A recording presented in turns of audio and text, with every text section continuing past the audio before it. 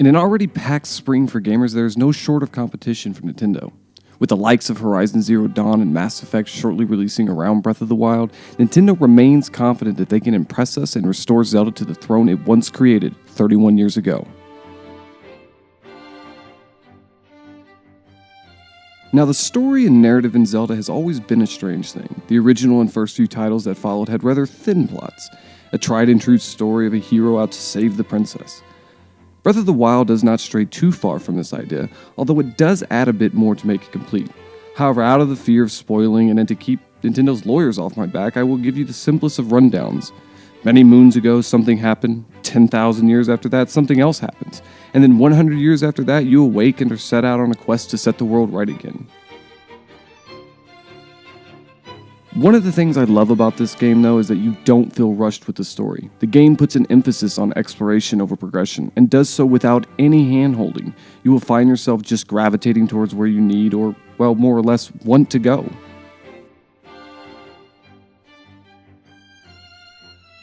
There's not much to say here other than Nintendo has proven that power is not everything, which is kind of funny coming from a company that once used the slogan, "Now you're playing with power."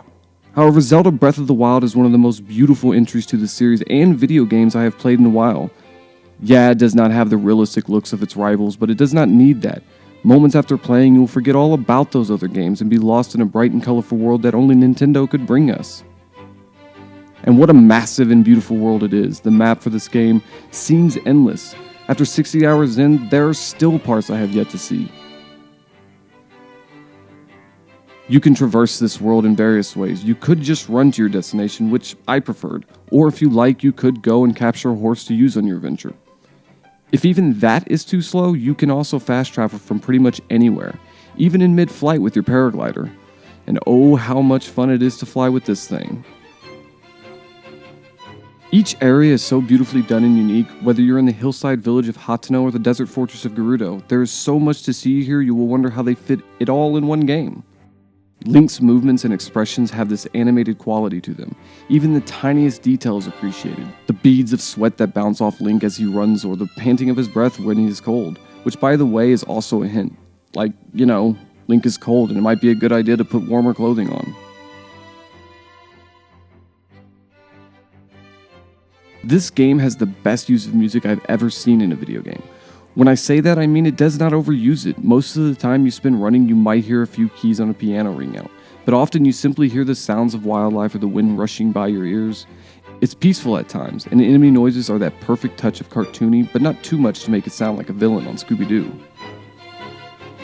Oh, and did I mention the voice acting? Which for the most part is brilliant. I'm not sure who did the direction of the voice work for this game, but it is phenomenal, delivering the subtle tones at levels it needs to, and at no point did I feel that the actor was trying too hard to convey the message. The days of simply dredging through dungeon after dungeon to complete your quests, although not entirely gone, have been changed quite a bit.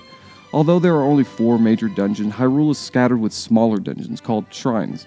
There are 120 of these, and most have their own unique puzzles. Some of them may be physics-based, while others may be motion controls. Shrines are like box of chocolates, and as Forrest once said, you never know what you're gonna get.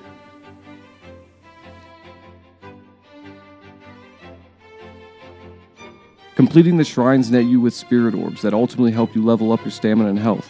Although these are not necessary, you will want to complete them as often as you see them. When progressing through the latter parts of the games, you might be glad to have that extra heart or bar of stamina. Shrines are just one of the many diversions the game offers. Learning the skills of cooking can really come in handy, let's say, if you find yourself in the middle of the mountains about to freeze to death. If you have a few spicy peppers and some meat, you could make a dish that raises your body temperature up a bit. Maybe you want to increase your inventory slots. To do this, you will need to collect Korok seeds. There are 900 littered across Hyrule, hiding in various puzzles. You might be saying, wait, this is Zelda. Why would I need more inventory? Well, that is where another new gameplay mechanic comes in. Many weapons with varying durability, and when a weapon breaks, it's gone for good. However, don't worry. You will rarely find yourself having to hunt for a weapon, as nearly every enemy carries one. Just take them down and you will have a new weapon in seconds. As you progress, however, you will find much more durable and, well, cooler looking weapons. I went through the whole story without ever expanding my inventory, just to see if it was doable. Although I was able to accomplish this task, I can't help but feel a few of my other stronger weapons could have come handy in the final boss fight, had I had the extra inventory to keep them. Weapons are not the only thing you will want to increase your inventory for. You have bows and shields. Oh, and now Link actually has changeable outfits. There are many outfits this game has to offer, and most of them offer special traits that you may find yourself needing at other times. Some make you climb faster, while others have resistance to certain climate elements. And if you have that 30th anniversary amiibo, you could get yourself a rather familiar looking outfit. I actually found myself wearing the hat through most of my playthrough. I mean, it only felt natural. As for presentation, this game does not just hit the nail on the head, but it pulls a Mr. Miyagi and drives the nail down with one whack of the hammer. From the truly breathtaking opening to the game, which, yes, nearly brought a tear to my eye, to the final epic conclusion, the game presents itself in a fashion no other Zelda has.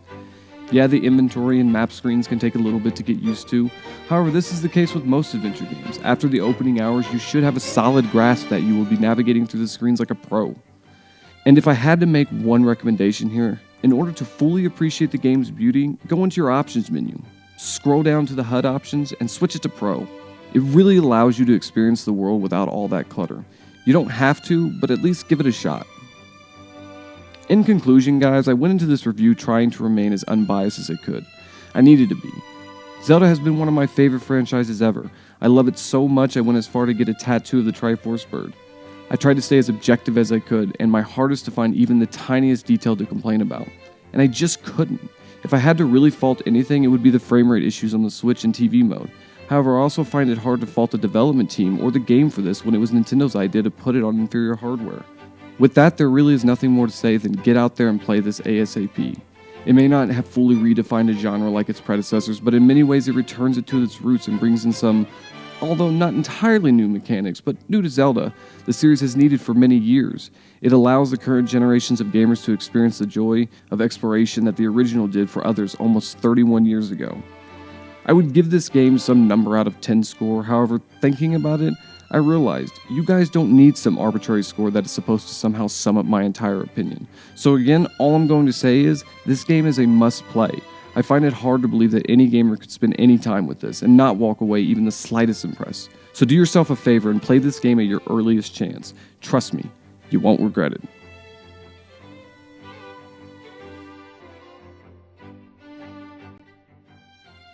Thanks guys for watching, we appreciate it. If you like what you see, go ahead and hit that like button. If you want to see us maybe cover some other video games or review or whatever, go ahead and comment below. And finally, if you want to stay up to date on all Super Game news and all our videos and everything, go ahead and hit that subscribe button. We have giveaways as well. Maybe you want to be a part of that. Thanks guys, later.